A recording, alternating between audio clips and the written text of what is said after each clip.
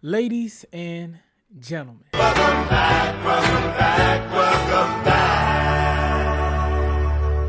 ladies and gentlemen, it's been quite some time.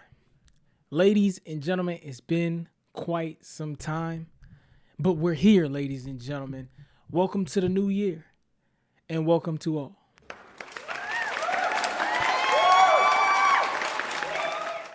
Ladies and gentlemen, today, the date is January 12th, 2025. We made it to the new year, ladies and gentlemen.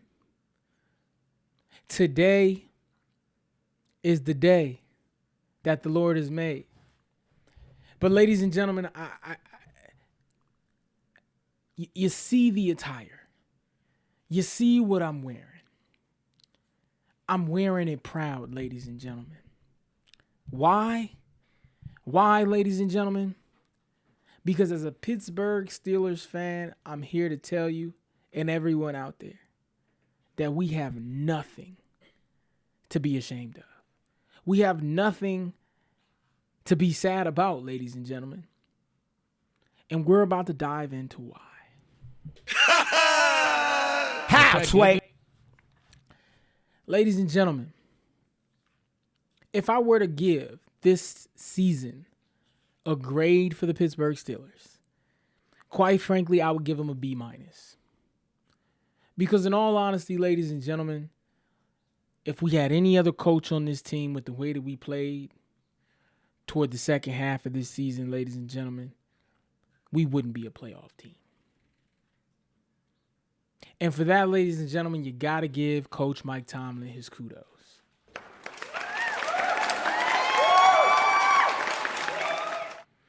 Ladies and gentlemen, I am aware of the rhetoric. I am aware of the conversation. I'm aware of the disgrunt of Pittsburgh Steelers fans, ladies and gentlemen, and I am here to have a conversation with you all about what I believe or what I think the future of the Pittsburgh Steelers franchise may be. Now, I'm not an advocate for firing Coach Mike Tomlin. I am not an advocate of firing Coach Mike Tomlin, ladies and gentlemen. And quite frankly, it's because to have a coach of that stature, who is a Hall of Fame coach, who will be in the Hall of Fame, the second minute hour that he is fired, he will have job offers, right? He's not a bad coach. I understand that there's often the rhetoric of New England had to move on from Belichick, that New Orleans had to move on from Sean Payton, right? All of these things, but the reality is that none of them left a team that actually had the potential to contend. And Mike Tomlin, as a head coach, year after year after year, and I think there were only 2 or 3 times in his tenure where we've actually missed the playoffs, has given the Pittsburgh Steelers an opportunity to contend. And as he says, our losing streak of 6 or 7 playoff games in a row is not the bags of the players to carry, but that of Mike Tomlin as a head coach. And for that, we have to give him his kudos for his level of accountability. But I think as fans, what we really need to understand in wanting Mike Tomlin fired is what does the reality of firing Mike Tomlin look like, right? We can bring in a coach such as maybe a Ben Johnson, as a lot of people have been mentioning, who has done a great job with, I believe, offensive coordinator for the Minnesota Vikings. I believe that's where he comes from. I'm not too into the weeds. I just see names. I'm solely Pittsburgh Steelers for the most part when we talk about sports in the area of football. But the reality is you trade Tomlin because he just signed an extension. So either you release him and you pay him his entire salary, or you trade him and try to get some compensation. So the reality is you get rid of Mike Tomlin. You bring in this offensive-minded coach, which I think that in being critical of Mike Tomlin, the reality is that this run-heavy, defense-centric team style is old and archaic.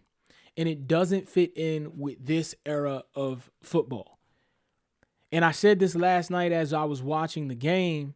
The Pittsburgh Steelers will not win this game if they think that their defense is going to be able to stop Lamar Jackson and Derrick Henry. The way that you beat the Baltimore Ravens or any great team in the NFL right now who is actually a contender for the Super Bowl is by outscoring them offensively and hoping your defense comes up with something. In my opinion, throughout the course of the last 4 games of the season that we have lost, as well as this playoff game yesterday, I have to pat the Pittsburgh Steelers defense on the back. Yes, there may have been some missteps, but when you are going 3 and out 70 to 80% of the time, that puts a lot on the defense to perform. When you're losing time of possession because your offense does nothing but run the ball every first and second down, and you have no first down efficiency because of the play calling, and and when you actually do choose to throw the ball, Russ is holding the ball too long, or we got these double option routes that Russ might struggle to read through, or the offensive line might struggle to hold up on. It is this big 50-50 on whenever we call pass plays because of how heavy on the run we are on first and second down. So when we really talk about like what's holding us back here, it is our inability to offensively keep up with this current era of football. And if that's something that Mike Tomlin isn't willing to accept, because even bringing in Arthur Smith, and even in looking at the Atlanta Falcons when he was fired, I mean, it's the same game. Who Russell Wilson was last year with the Broncos, it's the same game, right? And the ways that he's struggling now was the ways that he struggles then. I mean, Russell Wilson has 2 passes, check down and moonball over the top and wish for the best. Those are the only 2 real passes we've seen from him all season. Everything seems like a 50-50 ball.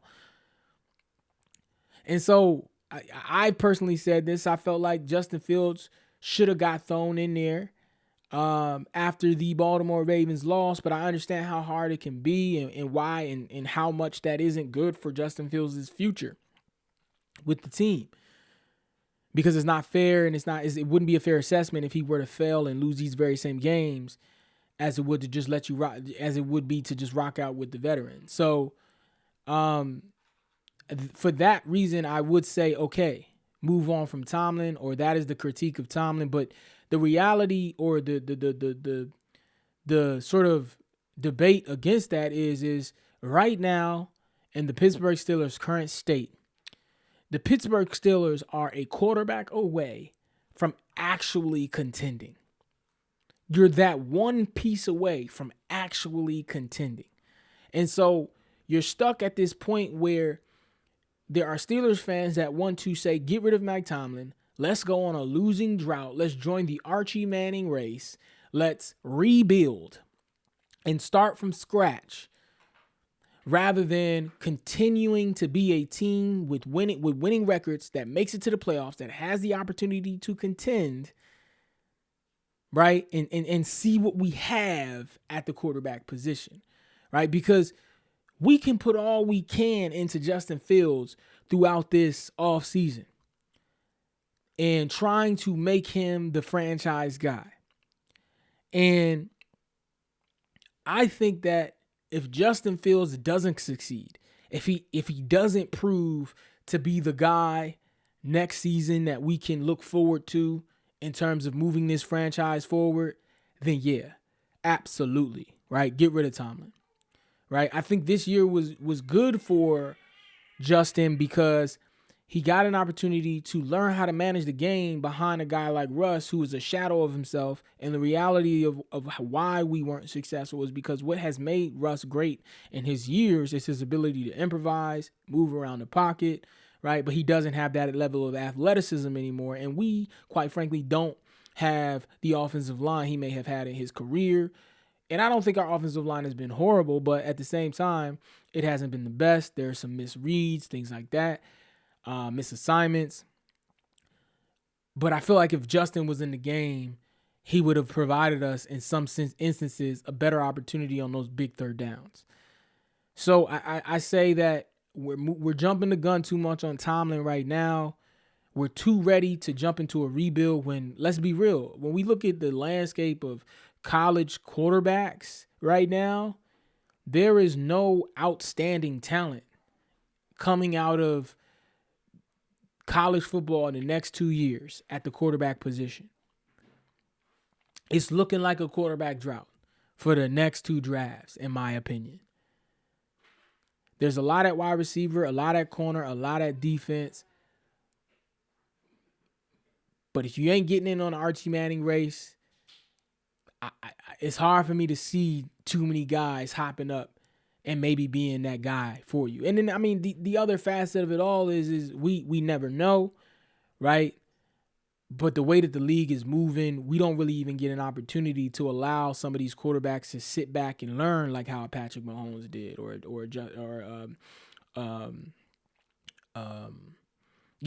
some of these other successful guys were, right?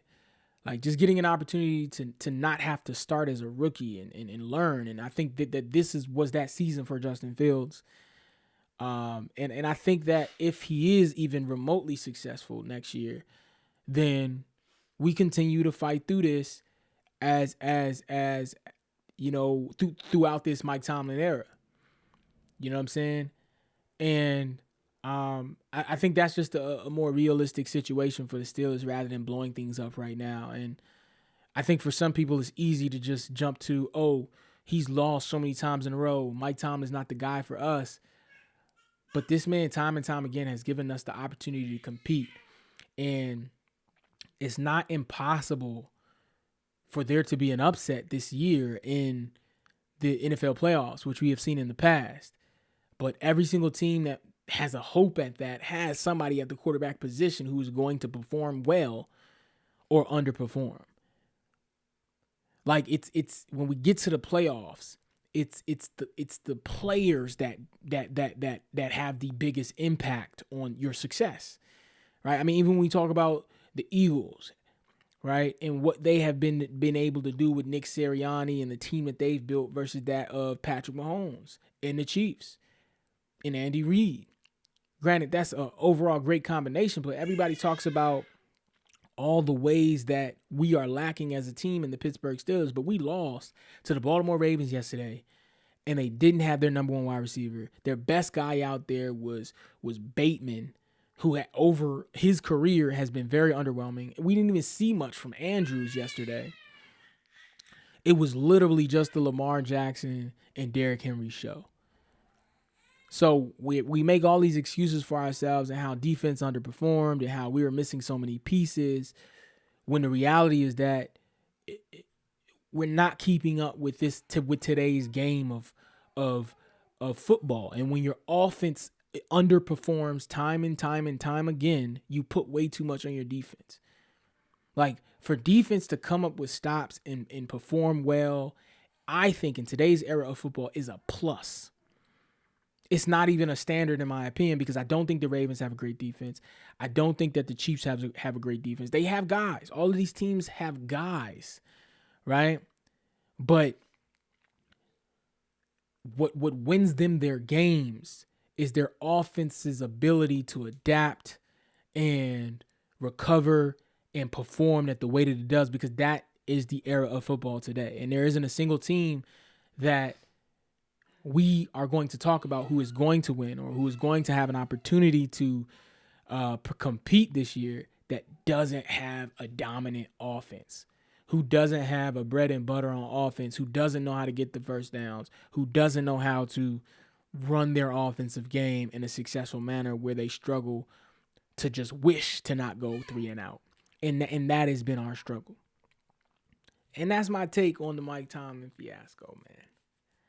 You know, as it relates to guys like George Pickens, I think the media and the fans are way too hypercritical of him.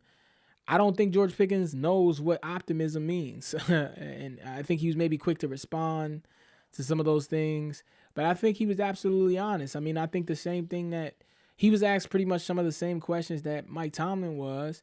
And he responded, in my opinion, the same way. I think George showed a lot of maturity in this game.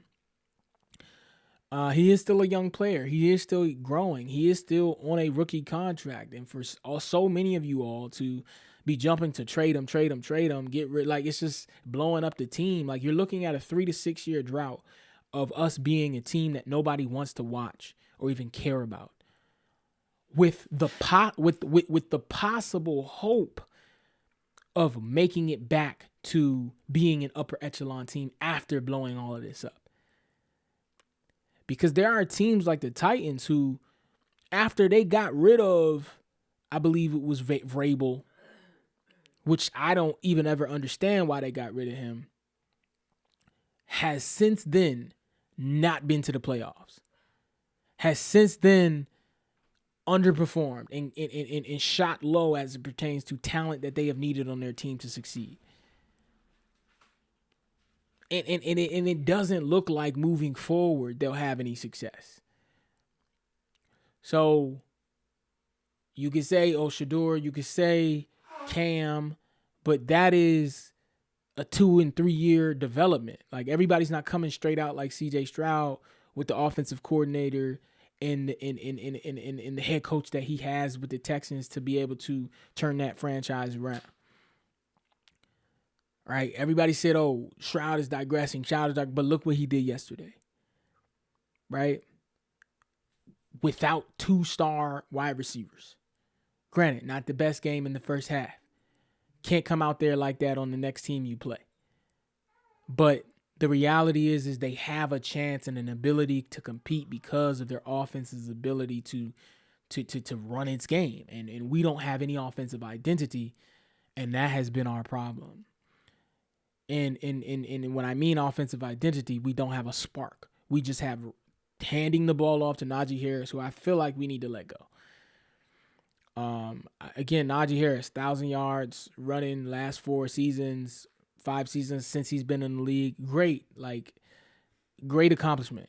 It means he's going to push the ball up the field when you hand it off to him. But the reality of Najee Harris versus other running backs in the league who I think are worth keeping on your team is those star guys, at every time they get the ball in their hand, they have an opportunity to make a play. And I don't feel like Najee Harris is a guy who makes plays. He's a guy you hand it off to, you get 2 or 3 yards to set up your next play on offense.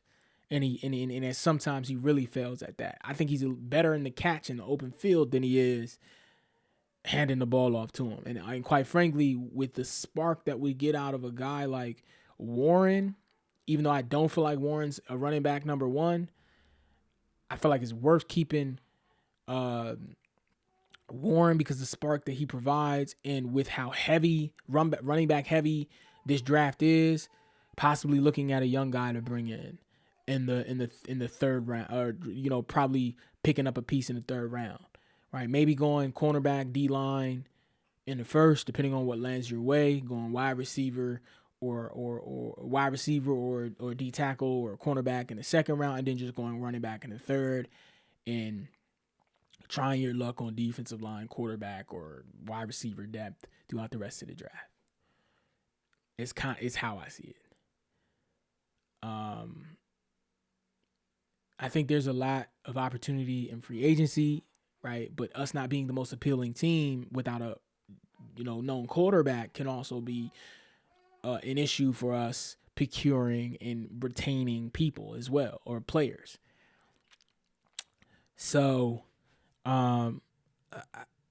again, we can speculate all we want to right now. We can say, man, based off of how the season ended, Mike Tomlin probably is going to have his first losing season next year. But we said the same thing last year, and the year before that, and the year before that. And Mike Tomlin has over and over and over again found a way. And where we fell short this season is realizing that Russell Wilson, while he's a game manager and he's going to manage the game to a degree where if your defense performs excellent, which we have back to back, which has been astonishing and a marvel to watch, that's not going to happen every week. And in this league today, when you play great teams, the offense has to hold it down. And when you don't have that playmaker on that side of the ball, you lose games. in the aspect of when we really look at a lot of these games we lost with the Baltimore Ravens, that at one point that game was within our grasp, but a fumble happened, right? And a three and out happened after an interception, right? And even when we talk about the Chiefs game, at one point that game was in our grasp. Even yesterday versus the Baltimore Ravens, there was a point where that game was in our grasp, being down 14-28 with the ball in our hand with 10 minutes left in the fourth quarter. We get down there, we score a touchdown, we make it a 1-point game, we rejuvenate that defense, we come back down and we make something happen, and it's a whole different ball game.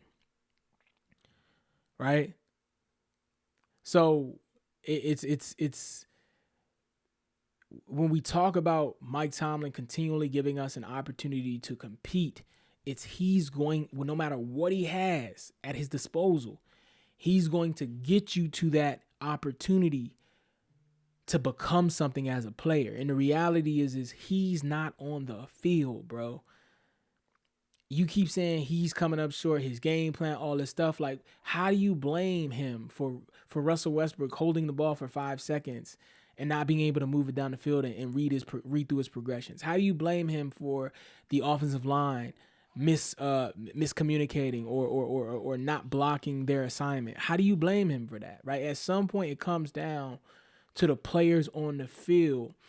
And quite frankly, a lot of these moments are growing moments for this team. And so we are going to be a better team next year, I believe, with Justin Fields. Right? I think we get better. Right? We got two pieces, in my opinion, that need to be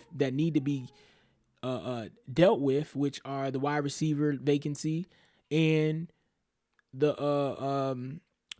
cornerback on the other side of the field. Everything else, I think, is you can work with it, or you can find pieces. As long as you got something at quarterback, which I feel Justin Fields is, right? He has the, you know what I mean? But at the same time, I do feel like the choice of Arthur Smith at offensive coordinator and the approach has to shift in a way where first down efficiency is improved. We're not just leaning on the run so much. And I understand that we got a guy named Najee Harris back there. We got a guy named Jaylen Warren back there who can perform well. It's just, I believe, were a little bit underwhelming. And I also believe that Najee Harris isn't one of those explosive running backs. He's not, I don't think that he is that anymore, right? I mean, there are guys that, like Josh Jacobs, Aaron Jones, Joe Mixon still, right? Just to name a few who aren't, the big guys, who they get the ball in their hands, and the way that they hit the holes, the way that they're moving around the field, the way that they're getting up the field with the explosion, they have the ability, if they have the opportunity, if they have the hole, they can break away for a touchdown. Najee's not doing that. He's not giving us a 40-yard touchdown run, even though he has a 38-yard, I believe, right? Like, he's not, like, he's just, in my opinion, he's an archaic back who, in my opinion, unless you're unless you're pass heavy, isn't much of an asset to a team. So, I think move on from Najee. Give one of these young guys hope for the best. Stick it out with George. Get somebody on the other side. Invest all you can in Justin Fields to ensure he's successful next year. And if we fail or come up short next year, and I mean shorter than what we did this year, then yeah, we got to get rid of Mike Tomlin after next year. Right? Because at that point, I don't see us, if Justin Fields is not the guy, I don't think that is worth accepting a rebuild with Mike Tomlin. If we're going to, if it doesn't work with Justin Fields next year, we find out next year that Justin Fields just is not the guy, is not competing, then we let Justin Fields run his course. You get Tomlin out of there. You accept the rebuild. And we get ready for this 3 to 6 year drought, possibly longer, as Pittsburgh Steelers fans, and that's our reality. Well, ladies and gentlemen, that's it. That's all I have for you today. We're just rapping about the Pittsburgh Steelers, man, and that's my opinion on it all, ladies and gentlemen. Um, it's a sad loss. You know, especially when you had hope, especially with the way it went out. I mean, with damn near 300 yards on the ground. But I mean, let's be real about all of this.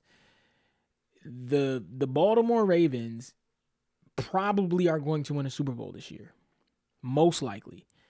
If you can't keep up with them offensively, which only two teams in the playoffs right now I feel like can in some way, then you've lost. It's not like it's. Listen, if Derrick Henry gets 5 yards up the field, there is no one who can tackle him. There's no one who can tackle him. And with the fact that you got to worry about spy options, you got to read a guy like Lamar Jackson on an RPO with Derrick Henry is the most difficult thing for any defensive coordinator or defense in general to go up against in the entire NFL, especially at the rate that they're doing this. I mean, just being real. Like, you really got to play the run and force them to throw it, but at the same time, like, you send too many blitzers, Lamar Jackson finds a gap, right?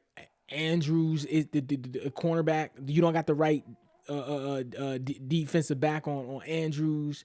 Zay Flowers getting freaky in an open field. Like, it's just you got to find a way to stop the run with them, and I think it's impossible with what is left defensively in the AFC right now. So, you know, my guesstimation is we see the Eagles and the Ravens in the Super Bowl, and I give the win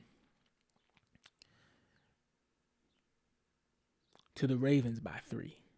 However it goes down, it'll definitely be close. It won't be a blowout because these are two run-heavy teams, in my opinion. I think the better coached team is absolutely the Eagles, but after Lamar mom got up on him, he ain't lost. So I think that he's a lot more willing to use his abilities and not stick to, you know, the play. You know what I mean? Stick to what just run the play. Right, he's really going on because I mean the last couple of years where they have lost has been because Lamar Jackson hasn't lived in his superstardom and abilities, in my opinion. So we'll see, ladies and gentlemen. That's my speculation. Team Mike Tomlin over here, greatest Steelers coach in the history of Steelers coaching, in my opinion. We have much to appreciate from him. It's not time for us to move on, ladies and gentlemen. We lost. The reality is we don't have the team we need to. There was hope in some way, but again, investing in these veteran quarterbacks, investing in these one-year quarterbacks is not the way of our future. Get Justin Fields out there. See who he is, who he can be, what his upside and downside is. Sign him to a 2-year deal, 2-3-year deal.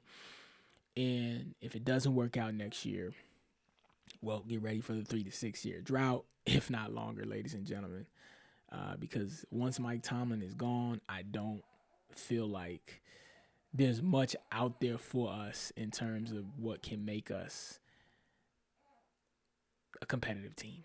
Because it would mean literally starting from ground zero. It would mean getting rid of TJ. It would mean getting rid of Hayward. It would mean not re-signing George Pickens. It would everything about the Steelers we know now would not be the case.